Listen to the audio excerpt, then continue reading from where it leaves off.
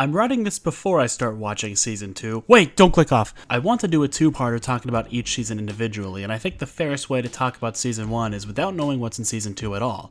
I just got done forcing myself to rewatch the first season, and I was blown away all over again, even more so than the first time I watched it. This show has some of the best pacing I've ever seen, and I really appreciate how there is never a dull moment anywhere in the show. If it's not an S-tier fight scene or some of the coolest shots put to screen, it's a rich conversation that's reaching deep into these wonderfully written characters and unearthing some juicy themes. If anything improved for me on this rewatch, it was definitely these characters. Obviously, the core of the show is the dynamic between Vi and Powder/Jinx. The magnificent first 3 episodes are almost entirely focused on setting up this broken relationship between the sisters, and nothing breaks my heart more than the scene where Vi takes her anger out on Powder and seemingly runs away. After having just lost their entire found family as a result of Powder's actions, the breakdown she has when Vi leaves is incredibly hard to watch, and I find myself more or less happy for her that Silco took her in, despite all the good that does. The journey that they go through to find each other and the rest of the season kept me infatuated from beginning to end, and the final scene between them is incredible, but I'm getting ahead of myself. When I first watched Arcane years ago, I somewhat remember not having strong feelings for most of the secondary characters, especially ones like Caitlyn or Victor, who didn't have as strong of a presence for the entire season like Jinx, Vi, or even Jace had. But holy shit, I see their worth now. Caitlyn practically becomes the lead in episodes 4 and 5, and she has such a strong personality that I really connected with her personally. I love that she immediately takes matters into her own hands and doesn't play the roles her friends and family assign to her. Her quick-forming relationship to Vi is 100% adorable and 100% believable because Caitlyn has a tiny bit of puppy dog energy inside of her, and that itself might be my favorite thing about her. Another massive surprise on rewatch was Silco, who I used to think was really creepy and weird and borderline pedophilic, but I got this man completely wrong, and for that I must sincerely apologize.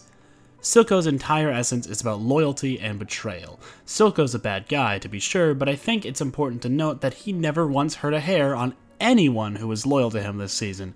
He made threats, sure, but whenever his followers made a mistake, he always gave them a second or even third chance as long as they remained loyal. He's almost like a Batman villain with how thematic his motivations are. When Vander betrayed him all those years ago, he was reborn as a man who sees loyalty as the end-all be-all. Threaten to betray him and you will not live to see tomorrow. The best part about this characterization is the relationship he forms with Jinx. Jinx is the antithesis to all the progress he's trying to make, but she is undeniably loyal to him, which means he is undeniably loyal to her. Countless times throughout the season, his subordinates advise him to abandon Jinx, but he just won't hear of it, and in the very last episode, when everything he's ever wanted falls right into his lap, with the only stipulation being that he must give up Jinx, well, he doesn't live long enough to make a choice one way or another, but his actions and dialogue prove to me, without a shadow of a doubt, that he would have never betrayed her. His literal last words are, "I never would have given you to them. Not for anything. Don't cry. You're perfect." This man loved Jinx as a daughter, and I can't bring myself to hate him despite all the bad things he did. Top tier character writing, and we're not even done! I don't have a lot to say about Echo, but I'd be remiss if I didn't bring up how fucking awesome he is and how much I really want to be his friend. I thought his fight scene with Jinx was phenomenal, and his blossoming relationship with Heimerdinger is one I'm very excited to see continue going forward. And then there's Victor, who actually made me cry in the last episode. His journey throughout the season goes hand in hand with Jace's, where the two bright young intellects are putting their minds to the grindstone and scientifically producing magic for the betterment of society. Victor's chronic illness gets progressively worse throughout the season though, and he finds himself starting to get obsessed with the idea of healing himself with magic. This culminates in him accidentally getting a dear friend killed, and when I say killed, I mean full-on dustified. In the last episode, Victor learns that she had a crush on him and was coming to ask him out, a particularly heartbreaking thing to learn when your self-esteem is as low as it is.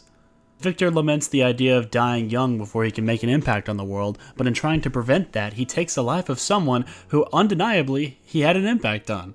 It's such a morbidly ironic turn of events, and more than anyone else, I'm excited to see where his character will go moving forward. If he didn't just get blown to smithereens, that is. That's right, the last shot of the last episode is Jinx sending a big ol' explosive straight into the faces of Jace, Victor, and the rest of the council.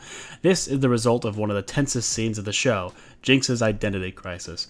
Everything was building up to a final showdown between Vi and Jinx, but it was a very one-sided showdown as Jinx abducted Vi, Caitlyn, and Silco for her twisted coming out party.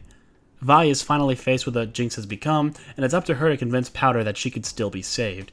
The catch being that in order to save Powder, Vi has to kill Caitlyn, which is an impossible ask for Vi, especially since she and Caitlyn have a budding romance happening, but Jinx is just broken enough to think that that'll fix everything between her and her sister. When it comes down to Vi trying to save Powder and Silco trying to save Jinx, guns are drawn and Silco is the one who takes a bullet, like I mentioned earlier. This is the moment where she finally decides to remain as Jinx, because even in his last breath, Silco loved and was loyal to Jinx. So, then she decides to blow up the council. The end! I am really damn excited to see where this goes in Season 2, and the word around the street is the first few episodes live up to the hype, which is exactly what I wanted to hear. If they don't drop the ball, you'll be hearing from me again in a few weeks when I excitedly talk about the events of Season 2. If the ending sucks, well, then you'll get a much sadder review. Either way, Season 1 was dope as hell, and I really just wanted an excuse to rant about it. If there's anything Arcane related you want to talk with me about in the comments, please do, by all means. I love discussing movies, games, and shows as often as I can, and nothing would make me happier than discussing Arcane right now. Anyway, thank you guys so much for watching, and I'll see y'all in a few weeks. Adios.